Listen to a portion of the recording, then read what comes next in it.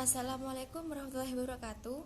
Perkenalkan, nama saya Sofiana, NIM E 2019-1197. Kelas Perbankan Syariah 4 dan Fakultas Ekonomi Bisnis Islam.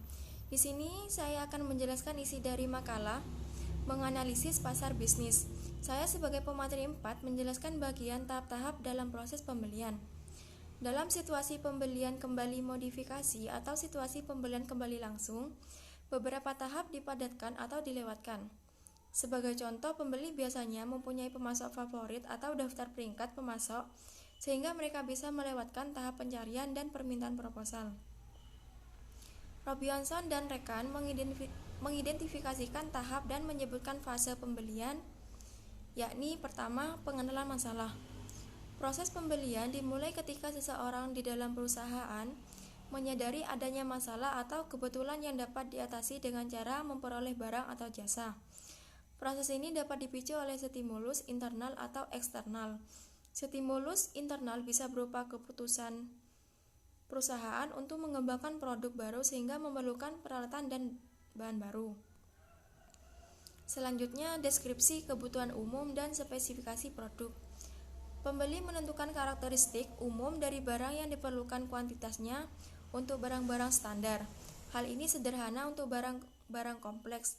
Pembeli akan bekerja dengan pihak lain, pengguna untuk mendefinisikan karakteristik seperti kehandalan, durabilitas, atau harga. Selanjutnya, pencarian pemasok. Pembeli berusaha mengidentifikasi pemasok yang paling tepat melalui direktori perdagangan, kontak dengan perusahaan lain, iklan dagang, pameran dagang, dan internet.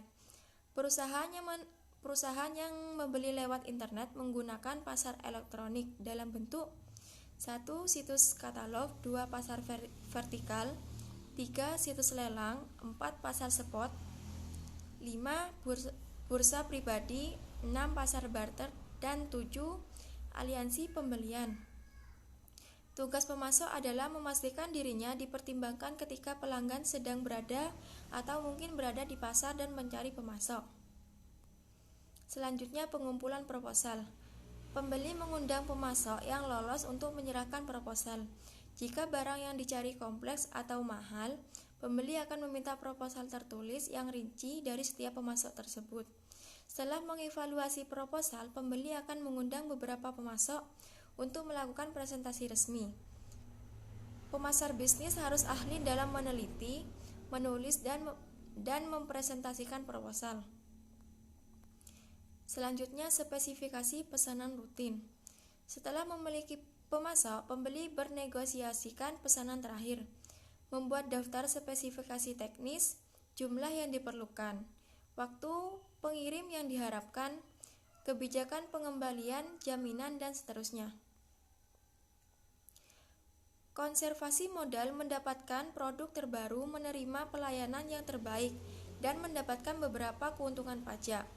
Pihak yang membeli list akhirnya mendapatkan laba bersih yang lebih besar dan peluang untuk menjual kepada pelanggan yang tidak dapat melakukan pembelian yang tidak langsung. Dan yang terakhir, tinjauan kerja. Pembeli meninjau kinerja pemasok terpilih secara berkala dengan menggunakan salah satu 3 metode. Pembeli dapat menghubungi pengguna akhir dan meminta penilaian mereka. Pembeli dapat menentukan peringkat pemasok berdasarkan beberapa kriteria menggunakan metode nilai tertimbang, atau pembeli dapat menggabungkan biaya kinerja yang buruk untuk menghasilkan biaya pembeli yang disesuaikan, termasuk harga. Tinjauan kinerja bisa membuat pembeli melanjutkan modifikasi atau mengakhiri hubungan pemasok. Sekian dari saya, bila ada salah kata mohon maaf. Wassalamualaikum warahmatullahi wabarakatuh.